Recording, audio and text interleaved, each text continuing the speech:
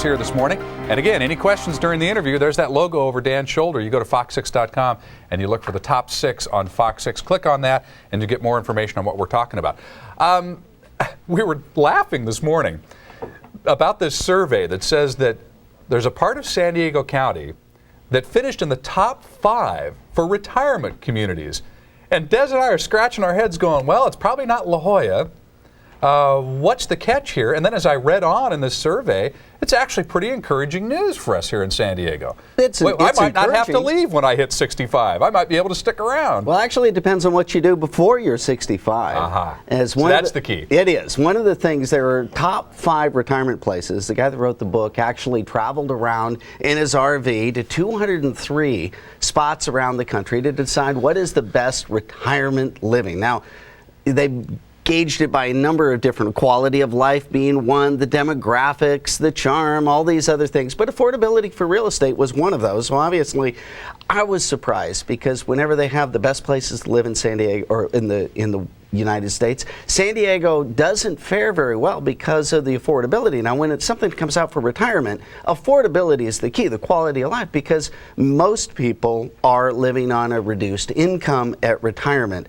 But the fact that it made the list shows how strong all these other components are of San Diego, the quality of life and the lifestyle, but still, it's that price that we just can't control. Well, let's tell everybody where we're talking about in San Diego, because it's not all over San Diego. It was North County. It was North County, San Diego in particular. One, because that's where, the growth and the development has been, and affordability too. North San Diego County got the nod as far as one of the top 5 retirement places in the country. But for many people, when they get to retirement, you're also seeing 500,000 people moving from state to state. And a lot of those 500,000 people are from San Diego moving out to Arkansas or Alabama in order to buy that $70,000 home and sell that $700,000 home and live on the difference. And that's certainly the way I would think a large part of the population goes.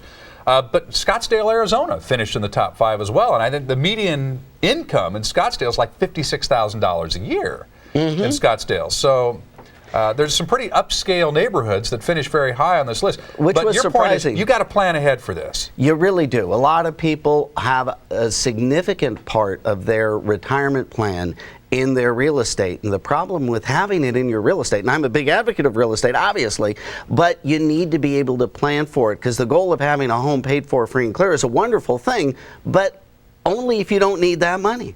So what I advocate, and what I mentioned to you, was that's great, but you want to be able to manage that equity, that cash flow, that leverage, and the tax benefits that you get from real estate while you're working, so you can use it as part of your retirement plan. I talk about estate planning from a real estate perspective, where you want to be able to manage that, because most people, when they talk about real estate or talk to a financial planner, it's you want to pay your home loan off. You want to have a home paid for free and clear. Well, be careful what you wish for, because there are retired right now that are sitting there with homes that are paid for free and clear but can't afford to live and are forced to sell it. All right. I want people to go to fox6.com. I want them to click on that logo, the top 6 on Fox 6, and ask more questions about this and explore this further. And certainly, the bigger time horizon you have, the better, but it's never too late to start planning for retirement. And you can stay in San Diego if you plan ahead. Well, actually, one other thing, just quickly to mention about staying in San Diego,